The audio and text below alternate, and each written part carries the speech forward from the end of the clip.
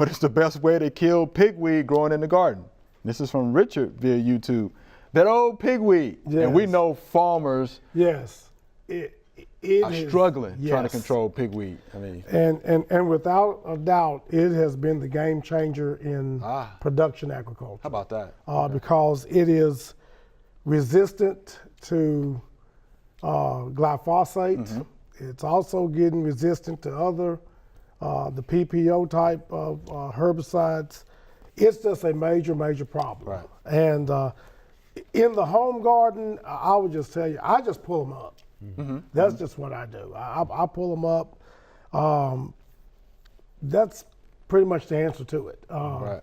And if you can put down trifluralin, Mm-hmm. once you plant, as a pre-emergent right. type herbicide.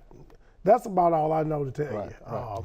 Because it is on the label for cream. That's right. It is. It's on the label. Right. So that's the only way I can just tell you how to control it. But it is really it is the #1 problem facing agriculture today. It's amongst the tops. Right. Along with the honeybee decline and pigweed. Deep taproot system. Deep taproot. Yeah, so don't break it in the ground. Yes. Yeah, you got to get all of it out. I mean, very, and a lot of very, seeds. Yes. Yeah, a lot of seeds. Yeah, and light seeds, they can blow anywhere. Mm-hmm. And I mean, the female plants produce gazillions of them. Yeah, I've heard. I mean, it's over a couple of thousand seeds, easily. One female plant. Thanks for watching the video. We hope you enjoyed. To subscribe, click below.